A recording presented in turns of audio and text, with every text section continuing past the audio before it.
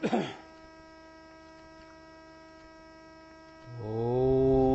श्री सतगुरुदेव भगवान की जय।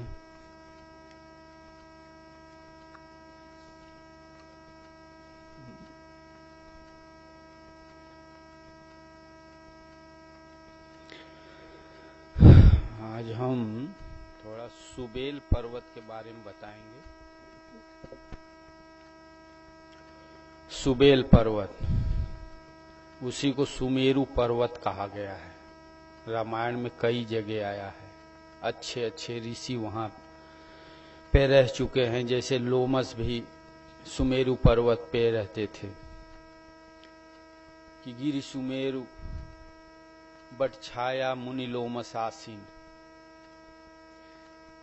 तो सुमेरु का अर्थ क्या होता है? सुमेरु एक पर्वत है। पर्वत से हमसे क्या लेना देना है? तो पर्वत एक प्रतीक है। जैसे होता है ना, पर्वत पहाड़ जिसे कहते हैं, कितना आंधी चले, वर्षा हो, कैसे भी तूफान आए, भूकंप आए, लेकिन वो चलायमान नहीं होता, हिलता डुलता नहीं है, अचल स्थिर रहता है।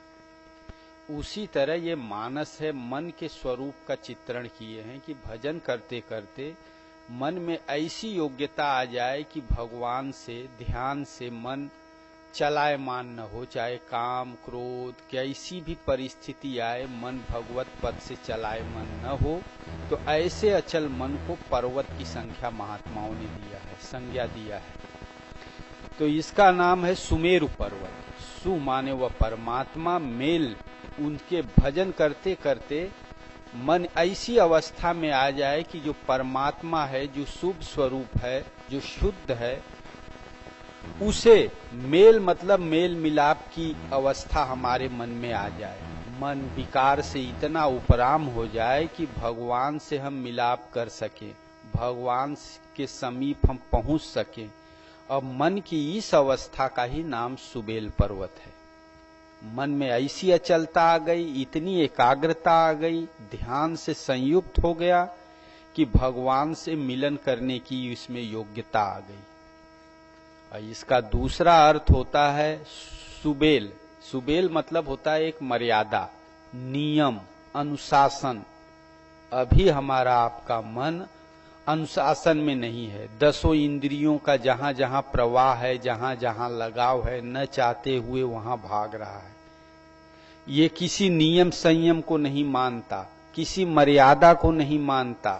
और जब भजन करते करते एक ऐसी अवस्था आ जाए जो सारे जो माया के वशीभूत होकर किसी नियम को नहीं मान रहे थे, किसी मर्यादा को नहीं मान रहा था, अनुशासन को नहीं मान रहा था, भगवान के अनुशासन को मानने लगे, नियम से संयुक्त हो जाए, एक मर्यादा में रहने लगे। इसका नाम है सुबेल। सुबेल माने मर्यादा भी होता है। सुबेल माने शुभ से मेल करने की अवस्था आ जाए, भगवान से मिलाप करने की अवस्था आ जाए मन में।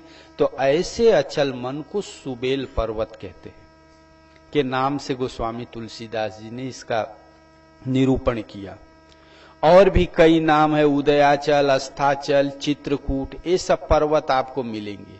तो ये मन की अवस्था है। जो भजन करते हैं हम, त्यों तो ये मन जो है, इसमें जो जो अचलता आने लगती है, एकाग्रता आने लगती है, जिस अवस्था में हम हैं, उस अवस्था में मन का जो स्वरूप है भगवत पथ में, उसका चित्रण है।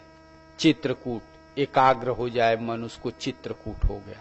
एक परमात्मा में, नाम में, रूप में एकाग्रता आ जाए, उसको चित्रकूट पर्वत कहते हैं। और उसी तरह ये सुबेल, मन की वह अवस्था जहां शुभ है परमात्मा, उससे मेल करने की क्षमता आ जाए। अब प्रश्न ये उठता है कि ये क्षमता हमारे में आए कैसे, और इस क्षमता को लाने के लिए हमारे मन के अंतराल में हमारे सामने कौन सा अवरोध पैदा होता है। अब देखो कि भगवान राम किस तरह सुबेल पर्वत पे पहुंचे। पहले कहां थे? समुद्र के उस पार। सुबेल पर्वत तक पहुंचने के लिए बीच में अवरोध का था, समुद्र था। और उस समुद्र को पार कैसे किए? तो पुल बांधना पड़ा। तो ये जो गोस्वामी तुलसीदास जी ने वानरों की सेना एकत्र करना, पुल बांधना, पहले तो समुद्र की पूजा की ये 3 दिन तक, नहीं माना तो बाण मारे उसे, तब प्रकट हुआ, फिर रास्ता बताया, उसके बताए हुए रास्ता से फिर पुल बंधा, फिर सब वानर सेना त्रिकूट पर्वत पे पहुंची, तब वहां जाके सुबेल पर्वत पे भगवान रुके। तो ये इतने जो चित्रण किए हैं कहानी के तरह, वह यह बता रहे हैं कि एक भक्त किस तरह से भजन चिंतन करके अपने मन को उस अवस्था तक पहुंचा देता है जहां तक कि जहां भगवान की मिलन करने की स्थिति आ जाती है मन में। तो जो इन्होंने विस्तार से बताया वही चीज आपको गीता में एकदम संक्षेप में, उसी का ट्रांसलेट गोस्वामी तुलसीदास जी किए हैं। संक्षेप में उन्होंने बताया अध्याय 8 में कि यदक्षरम वेद विदो वदन्ति विशन्ति यद तयो वितरागा यदि छन्तो ब्रह्मचर्यम चरन्ति तत्ते पदम संग्रहेण प्रवक्षे। भगवान श्री कृष्ण कहते हैं, अर्जुन,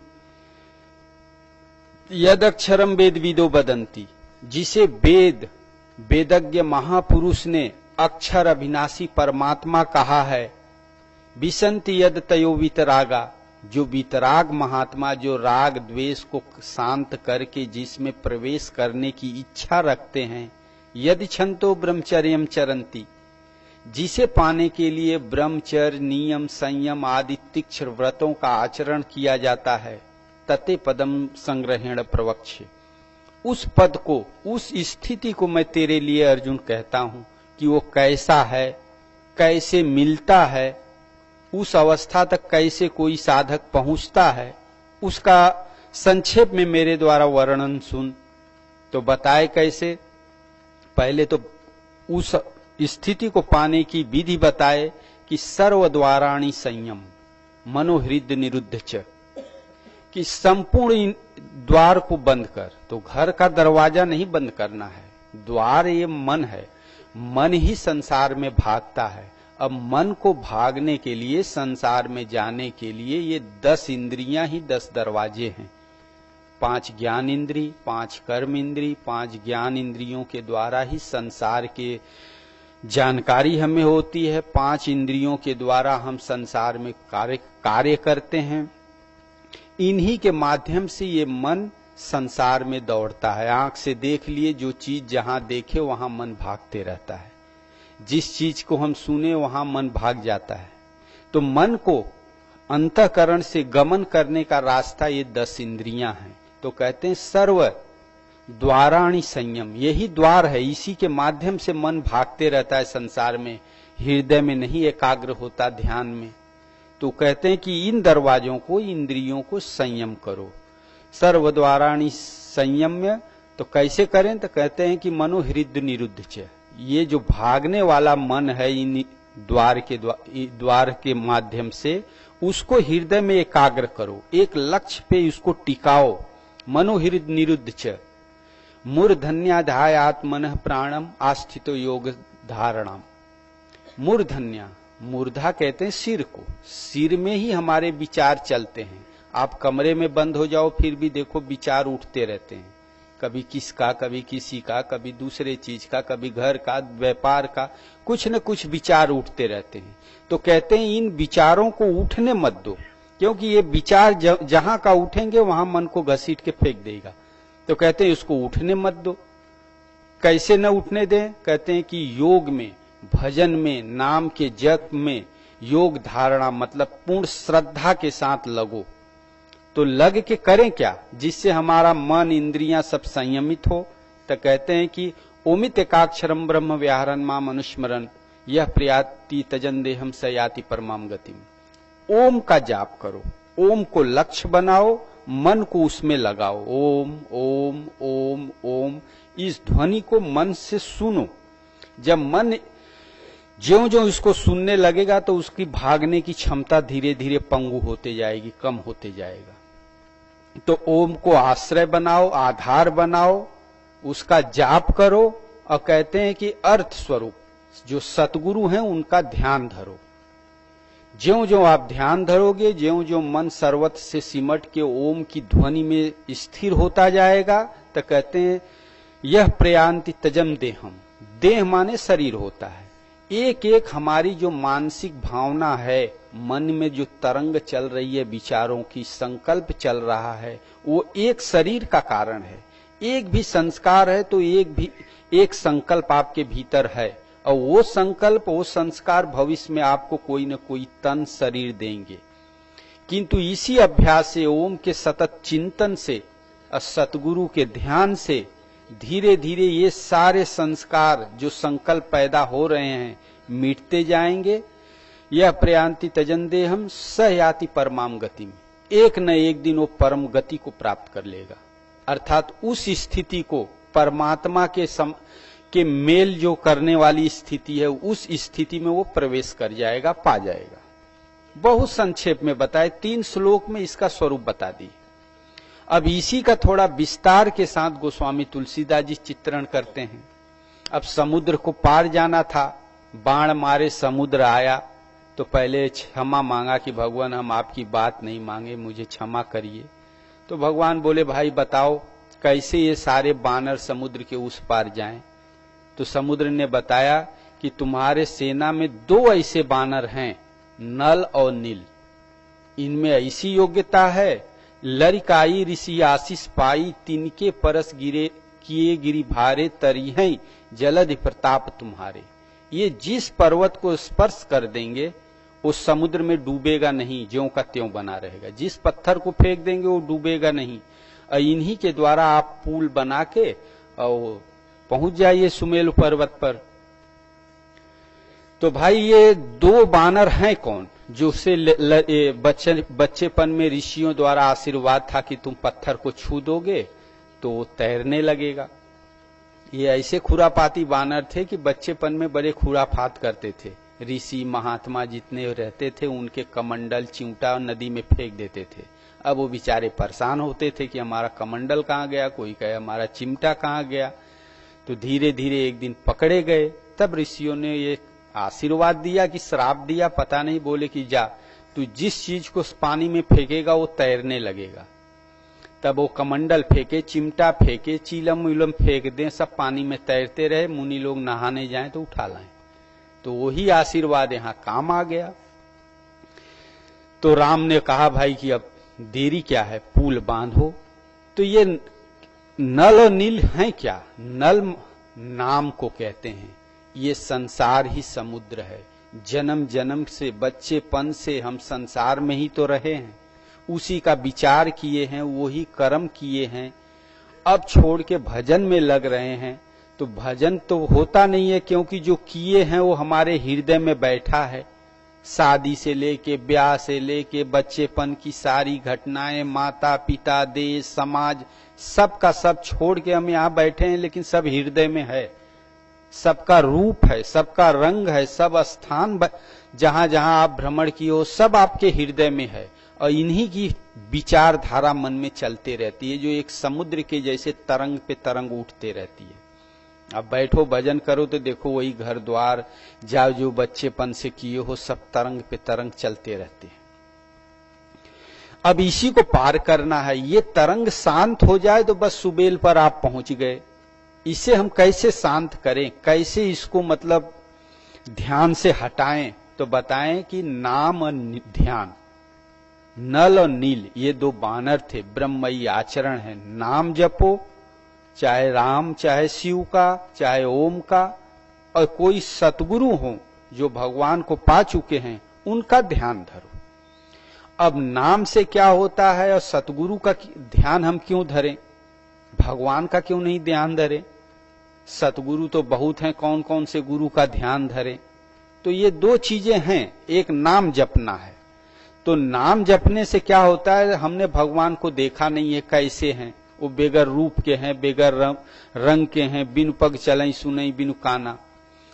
तो ओम को क्या होता है, जो ओम शब्द हम उच्चारण करते हैं उसको लक्ष्य बनाया जाता है, आश्रय बनाया जाता है।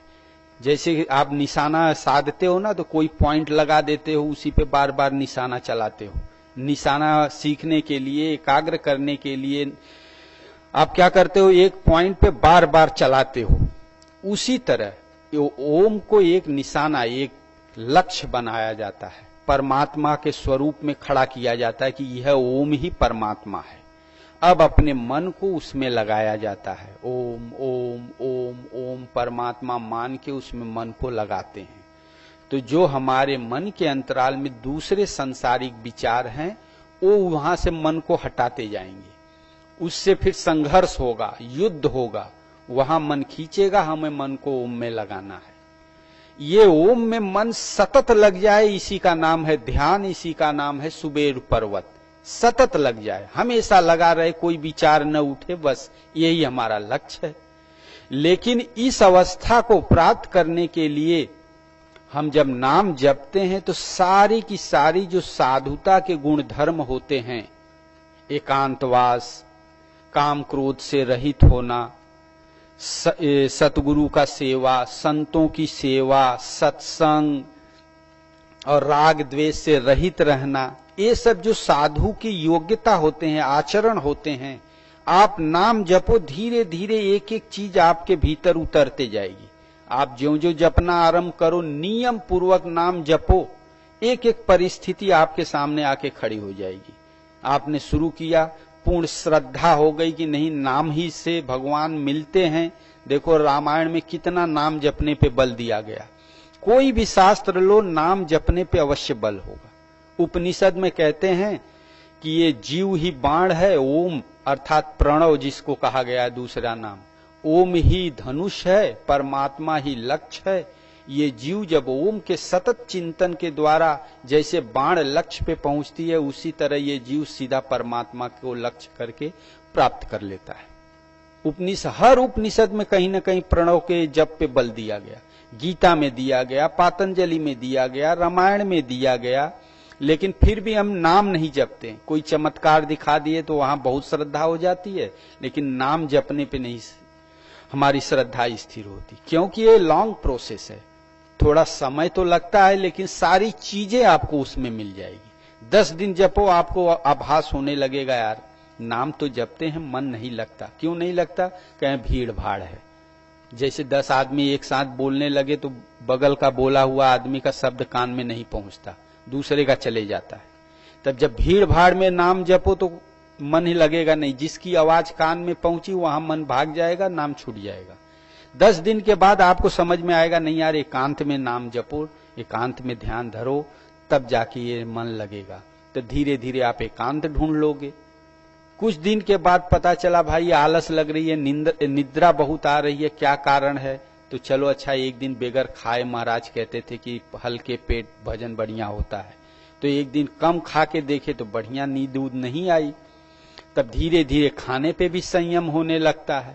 कभी किसी से राग द्वेष कर लिए, फिर भजन नाम जपो तो नाम जपा ही नहीं जाता। तब समझ में आ जाएगा यार राग द्वेष भी नाम जपने में बड़ा विघ्न है। तब फिर धीरे धीरे सहनशीलता आने लगेगी, लोगों की भरी बुरी बातें भी सहन करने की क्षमता आने लगेगी।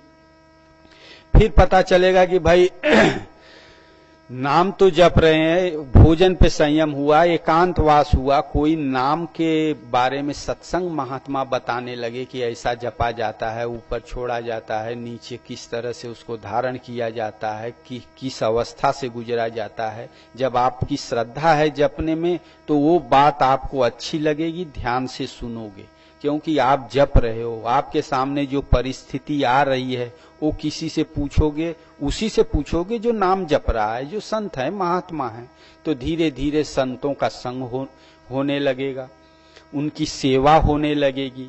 किसी आदमी आ गया बीच में, आप नाम जप रहे हो, कोई बात आपको बता दिया संसारी, अब भजन में बैठो, चिंतन नाम जप रहे हो, अब उसी का चिंतन बार बार आया तो झुझलाहट होता है, अरे यार कहाँ से आ गया, आज का हमारा चौपट कर दिया भजन, देखो आधा घंटा बैठे थे।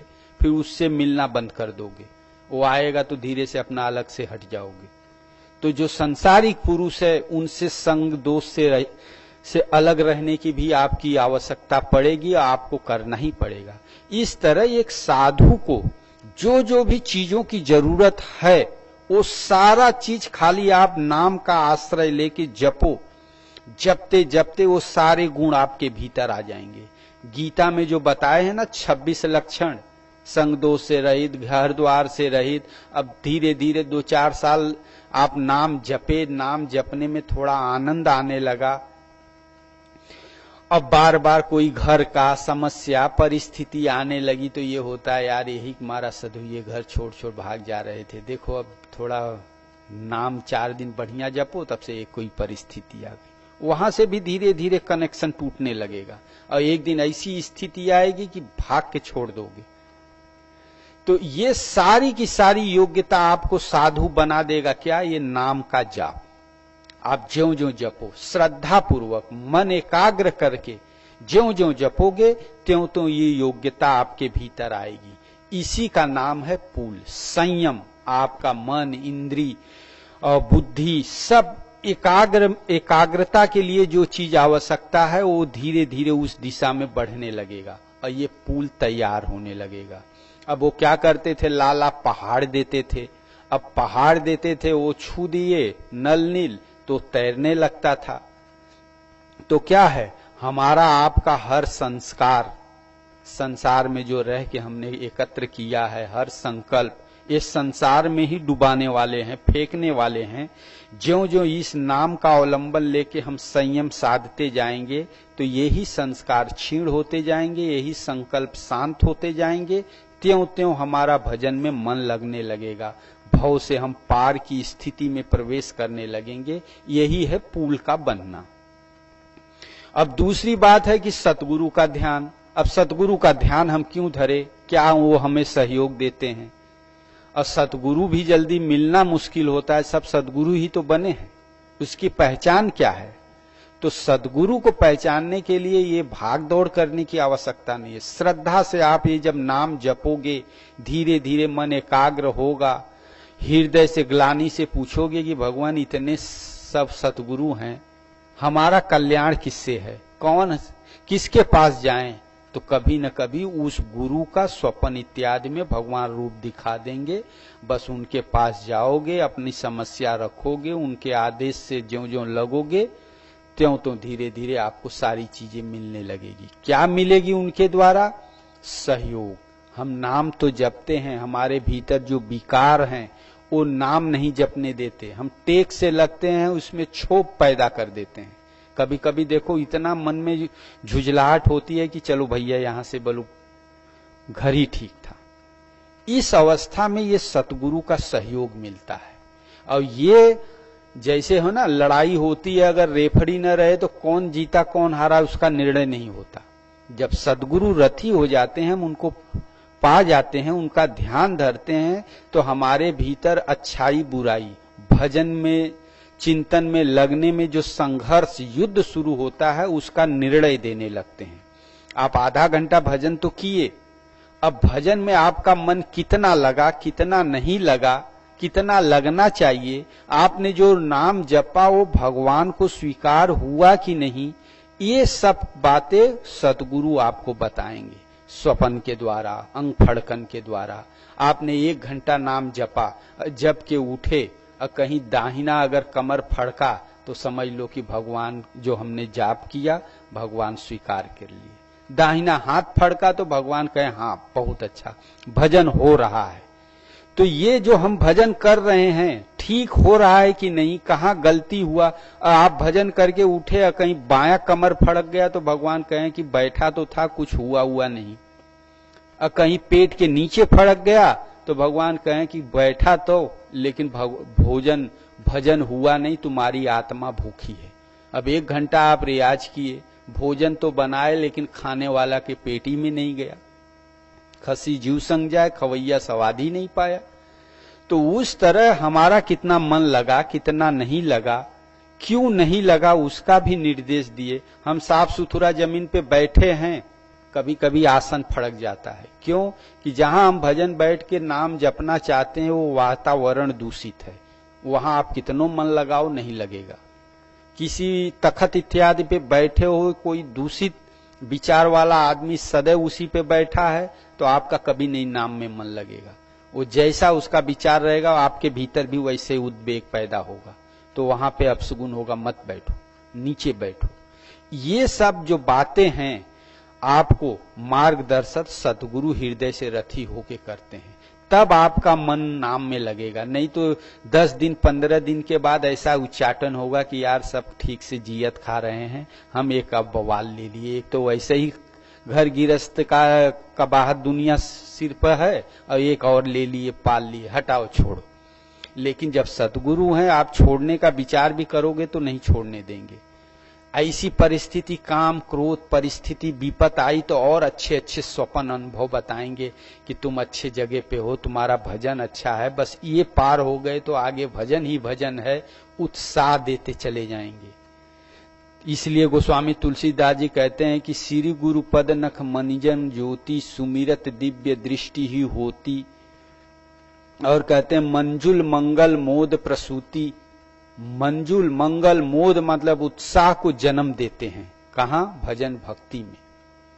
और हम अपने मन बुद्धि से इसका अंदाजा नहीं लगा पाते कि हमारा मन कितना लगा कितना नहीं लगा। एक आश्रम के महात्मा थे, पहले बड़े अच्छे भजन चिंतन करते थे। तो हम लोग से कहें कि हमारा 1 घंटा मन कोई विचार नहीं करता, खाली ध्यान में लगा रहता है, न भले संकल्प उठते हैं न बुरे। अब हमारी परा में स्थिति आ रही है। 2-4 बार किए तो एक दिन भगवान ने उनको बताया, कहें कि अभी तुम मात्र 3 मिनट संकल्प विकल्प से रहित मन की अवस्था वाले हो। उन्होंने अपने बुद्धि मन से, और वास्तव में अच्छी स्थिति, बैठ जाए तो 4-4 घंटा एक अवस्था में बैठे रहे, न हिले न डूले। और कोई संकल्प, कह रहे थे कि कोई उठता ही नहीं है, खाली जो लक्ष्य नाम जप रहे हैं तो नाम का ही धुन चल रहा है। ध्यान में लग गए तो गुरु महाराज का रूप ही आईने जैसे है। और 1-1 घंटा तक रहे, और वो पूरा उनको यकीन था कि 1 घंटा हमारा ध्यान लगता है, लेकिन भगवान रिजल्ट बताए तो 3 मिनट। इस तरह से हमारी अपनी मन बुद्धि से हम सोचते हैं कि बढ़िया भजन हुआ है, लेकिन वो भजन नहीं है। और जिसे हम भजन नहीं मानते वही भजन भगवान के लिए सिद्ध होता है। तो भला हम कैसे निर्णय ले सकते हैं हमारा मन कितना लगा कितना नहीं लगा, यहां बैठने से भजन क्यों नहीं हुआ, क्या कारण है, कौन सा विकार है, उस विकार को काटने में हम कितना सक्षम हुए, कितना हमें होना चाहिए, कितना बाकी है, कितना दूरी अभी बाकी है, हम कहां पहुंचे, ये सारी चीजें गुरु महाराज हृदय से रथी होके इन अवस्थाओं का अवगत कराते जाते हैं। तब जाके साधक की संयम नियम भजन चिंतन आगे बढ़ती है। इन दोनों में से एक भी यदि कमजोर है तो साधक की गति धीमी रहती है।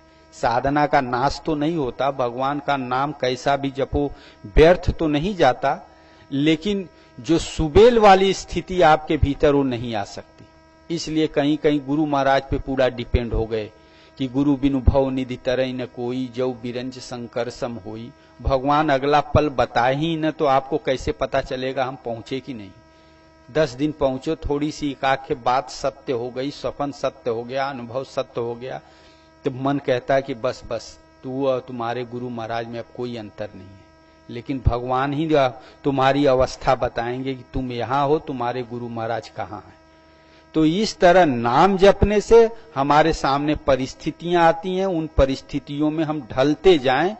टेकी आदमी तो वो परिस्थिति को सहन कर ले जाता है। भगवान कहें ये चीज छोड़ दो तो कितनों कष्ट हो उसको छोड़ देगा। लेकिन कुछ गरियार भी होते हैं, चाहे साधु हो चाहे गृहस्थ, कितनों कहो ये तुम्हारे लिए ठीक नहीं है, तुम्हारे लिए दुख का कारण है, लेकिन वो हमसे नहीं छूटता। तो भाई खाली सतगुरु के प्रति आप समर्पित हो, श्रद्धा हो, मन कर्म वचन से बाणीय से आप उनके प्रति समर्पित हो रहे हो, तो धीरे धीरे गुरु महाराज उस खोखन से उबार देते हैं। कोई भी विकार हो, कोई भी चीज हो जो हमसे नहीं छूटती, वो छुड़ा लेंगे। क्यों? कि प्रभु समरथ सर्वज्ञ शिव, सकल कला गुण ध्याम, जोग ज्ञान वैराग्य निधि, प्रणत कल्प तरुनाम। शिव ही, सदगुरु ही शिव हैं, उनमें सारी कलाएं हैं, न इस तरह से तो उस तरह से, न सीधी उंगली से तो टेढ़ी उंगली करके घी निकाल लेंगे। आप खाली उनके प्रति श्रद्धा रखो, आपको योग पथ पे भक्ति पथ पे लगा देंगे, परिस्थिति आपके सामने लाके खड़ा कर देंगे। अब आपको छोड़ना पड़ेगा, जो भी चाहे भोग हो, आप अधिक खाते हो, खाना आपको छोड़ना ही पड़ेगा। बहुत सोते हो, आपको जगा ही के रहेंगे, आपको सोने ही नहीं देंगे, कैसे सो जाओगे। उसी तरह एक महात्मा थे जगतानंद में, महाराज थे मिसिरा महाराज करके, गांजा बहुत पीते थे। तो एक दो बार महाराज समझाए कि छोड़ दो, ये ज्यादा नहीं पीना चाहिए। तो बोले ना ना महाराज, ये तबे छूटेगा जब तक हमारी अर्थी के साथ ये चिलम जाएगी। दो चार बार समझाए, फिर धीरे धीरे गर्मी का मौसम आया, उनके हो गई बिलनी, आंख आ गई, दोनों एक के साथ या एक ही जो हुआ हो। तो दवा दारू हो लेकिन और वो बढ़ते जाए, लाल लाल हो जाए, गांजा पी ले तो और लाल हो जाए। तो डॉक्टर के पास गए तो डॉक्टर दवा हुआ दिया, चेक को किया, कहा यार ये तो बड़ा खराब तुम्हारा आंख होते जा रहा है, नशा तो नहीं करते? कहें हाँ गांजा पीते हैं। कहें गांजा छोड़ दो, नहीं आंख फूट जाएगी, हम नहीं जानते, तब सूर हो जाओगे। अब करें का, गांजा छोड़ना ही है, नहीं तो सूर बन जाए। अंत में गांजा छोड़ भी दिए और कभी नहीं पिए, छुड़ा लिए भगवान। तो इसी तरह हमसे आपस में अभी कायरता है, नहीं विषय छूटता है। कुछ दिन विषय को वो भोगवा लेंगे, भोगवाने के बाद फिर नहीं छोड़ोगे तो रोग शोक कोई न कोई आपके सामने परिस्थिति लाके खड़ा कर देंगे, समझाएंगे 10 बार मिठाई मत खाओ, ये बात है, नहीं छूट रहा है, नहीं छूट रहा है। करते करते कुछ दिन तक तो चलेगा भाई, वो भी एक भोग है, संस्कार है, थोड़ा भोगा के फिर हो गया शुगर। अब या तो खाओ या तो छोड़ो, मरो, दो में से एक करो। खा लिए तो फिर हो गया ब्लड प्रेशर, शुगर बढ़ गया, फिर इंसुलिन का सुई लगा कमर पे, फिर कभी खाए। करते करते करते करते अंत में छुड़ा लेंगे आपसे। आपको कह दिए कि घर छोड़ दो, अब सब ठीक है, तुम्हारा घर द्वार, अब तुम्हें भजन करना चाहिए, नहीं छोड़ोगे तो ऐसी परिस्थिति आएगी कि लड़के ही बच्चे मार के तुमको भगा देंगे। जाओगे कहां? आना ही पड़ेगा। तो लीला करन चाहे प्रभु सोई, माया प्रकट करत हैं सोई। तो जो जिसके ऊपर जैसी कृपा रहती है वो चीज भगवान करा लेते हैं, किसी न किसी रूप में करा लेते हैं। तो इस तरह सतगुरु के प्रति समर्पित होने से हमारी भजन चिंतन में पूर्ण रूप से सहयोग होता है। कभी साधक गिरता नहीं, हताश नहीं होता, पीछे नहीं लौटता, और नाम के जप से सदा ज्यों ज्यों आप जपोगे त्यों तो साधुता के सारे गुण धर्म आप में धीरे धीरे उतरते जाएंगे। तो यही बात बताए कि ज्यों ज्यों वो पुल बांध तैयार हुआ तो दो चीज बताए, एक तो नाम का जाप नल और नील। और जहां पुल तैयार हुआ तो गोस्वामी तुलसीदास जी ने शिव का स्वरूप लाए कि परम रम्य उत्तम यह धरनी, महिमा जास जाय नहीं बरनी, करियहूं यहाँ शंभु थापना, मोरे हृदय परम कल्पना, लिंग थापि विधवत करी पूजा, शिव समान प्रिय मोहि न दूजा, शिव द्रोही मम भगत कहावा, सोनर सपनो मोहि न पावा, शंकर प्रीमम द्रोही, शिव द्रोही मम दास, तेनर करई कलब भर घोर नरक महुबास। सीधा एकदम इसी चीज का चित्रण करते, नाम जपे, नाम के जप में शिव स्वरूप सतगुरु चाहिए, इनसे विमुख होके कोई पुल तैयार ही नहीं कर सकता, सुबेल की स्थिति तक पहुंच ही नहीं सकता। जब ये दोनों एक साथ में चलता है तब धीरे धीरे पुल तैयार हो गया, पुल बन जाता है। जब सतगुरु और नाम नियम संयम धीरे धीरे हमारे भीतर ढलते जाता है तब आगे बताए कि जे रामेश्वर दर्शन करही, ते तनु तज मम लोक सिधरही। रामेश्वर, स्वर कहते हैं श्वास को, हमारे जो भी सांसारिक विचार अच्छे बुरे चलते हैं श्वास में ही चलते हैं। तो ये श्वास में जो विचार चल रहे हैं उसका राम धन स्वर, ये स्वर का निरोध हो जाता है, संकल्प धीरे धीरे शांत हो जाते हैं, राम विदित होते जाते हैं। और तन तज जो संकल्प है वो उसका त्याग हो जाता है, भगवान विदित होने लगते हैं। ये अवस्था नहीं आई तब तो कहते हैं जो गंगा जलयान चढ़ही, सोसा युज मुक्ति नर पही। ज्ञान ही गंगा है, ज्ञान के आधार पे आन चढ़ी है, उस पे ज्यों ज्यों समर्पित होते जाओ त्यों तो आपके विकार खत्म हो जाएंगे और धीरे धीरे सामीप्य की स्थिति, भगवान और भगवान के सानिध्य की स्थिति आप में आते जाएगी। और ये भी न कर सके तब और बताते हैं कि जो अकाम होई छल तज सेही, भगति मोर तेहि शंकर देही। नहीं आज्ञा पालन की क्षमता है तो प्रयत्नशील है, वो भी धीरे धीरे प्रयत्न करे तो सतगुरु के कृपा से उस स्थिति में पहुंच जाएगा। और ममकृत से तुझे दर्शन करही, तेत बिनु प्रयास भव सागर तरही। इस तरह से मेरे द्वारा बनाए हुए सतगुरु रथी हो जाएं, हम नाम जपें, उनके निर्देश में जब नियम संयम परिपक्व हो जाए तब कहते हैं कि सारे विकार को तज के मेरे स्वरूप को प्राप्त कर लेता है बिनु प्रयास। ज्यादा प्रयास नहीं करना पड़ेगी लेकिन प्रयत्न करना पड़ेगा। तो ये इसका स्वरूप बता दिए। अब आगे बताते हैं कि जब इस तरह नाम के जप से सद्गुरु के कृपा प्रसाद से नियम संयम सध गया, तब कहते हैं कि सेतु बंद भई भीर यति कभी न पंथ उड़ाई, अपर जलचरण ऊपर चढ़ चढ़ पार जाए। सेतु बाधेव सेतु नील नर नागर, राम कृपा जस भयऊ उजागर। सेतु ढिग रघुराई, चितौ कृपाल सिंधु बहुताई। देखन कौ प्रभु करुणा कंदा, प्रकट भय सब जलचर वृंदा। तिनकी ओट न देखी बारी, मगन भय हरि रूप निहारी। और जलचर कैसे थे? नकर मकर ना जस ब्याला, सत योजन तन परम विशाला। एक से एक मछली 100 योजन, 100 योजन का समुद्र, 100 योजन के एक एक मछली। और उतने ही नहीं थे, ऐसा एक तिन्हई जे खाही, एकन के डर ते पिडेराही। 100 योजन की मछली को भी खाने वाली एक ऐसी मछली थी कि उसको खा जाए, और उसको खाने वाले को भी ऐसी एक विशाल थी कि वो भी डरती थी। तो क्या होता है, जब नियम संयम सही ढंग से चढ़ सध गया, स्वभाव में ढल गया, उस कसौटी पे साधक जब आरूढ़ हो गया, तो भगवान का दर्शन कराने वाली सारी चीजें जो हमारे हृदय में थी तो पहले भी, जैसे जल में देखो मछली रहती है, घोंगे रहते हैं, सरप रहते हैं, हजारों तरह के जानवर रहते हैं, लेकिन कोई दिखते नहीं है। कभी कभी कोई ऊपर आ गया और पानी में अपलावित रहते हैं। उसी तरह जब तक सांसारिक विचार है, संसार की भावनाएं हमारे भीतर अथाह रूप से समुद्र जैसे हैं, तब तक हमारे भीतर ज्ञान, ध्यान, ईश्वरीय उपलब्धि, विज्ञान जिसे कहते हैं कि जो भगवान का निर्देश मिलता है, ये सब योग्यताएं दबी रहती हैं। जब संयम किस कसौटी पे साधक खड़ा हो जाता है तो यही सारी चीजें उभर के सामने आ जाती हैं। धारण करने योग जब तब नियम संयम आप में योग्यता आ गई। ये योग्यता आते ही जहां ध्यान लगा तो ये योग्यता भी उसी में विलीन हो गई, धारणा ध्यान में विलीन हो गया। अब ध्यान भी जब समाधि की अवस्था से अवगत हुआ, साधक उसमें प्रवेश किया, तो ध्यान समाधि में समाहित हो जाता है, समाधि ध्यान को खा गई। तो ये क्रमशः इसका निरूपण किया गया कि सारे भगवान का दर्शन कराने वाली योग्यता आपके भीतर प्रकट हो जाती है। और तिनकी ओट न देखी बारी, मगन भये हरि रूप निहारी। कहते हैं कि तिनकी ओट न देखी बारी, बारी माने विषय, जो काम क्रोध लोभ मोह मद मत्सर ईर्ष्या संसार के जो विचार चल रहे थे वो सदा सदा के लिए दब गए, अब वो नहीं दिखाई पड़ते। भगवान को मिलाने वाली सारी योग्यता ही साधक के हृदय में कार्य करने लगती है। जब ये अवस्था आई तहां सुबेल पर्वत पे भगवान पहुंच गए।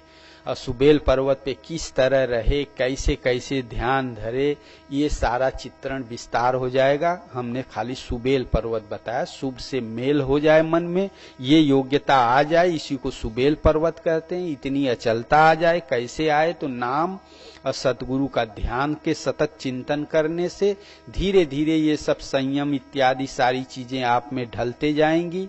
जो आपके भीतर काम क्रोध लोभ संसारिक जो भावनाएं हैं शांत होते जाएगा, मन अचल स्थिर ठहरते जाएगा। इसी का नाम है सुबेल पर्वत। बोलिए श्री सद्गुरुदेव भगवान की।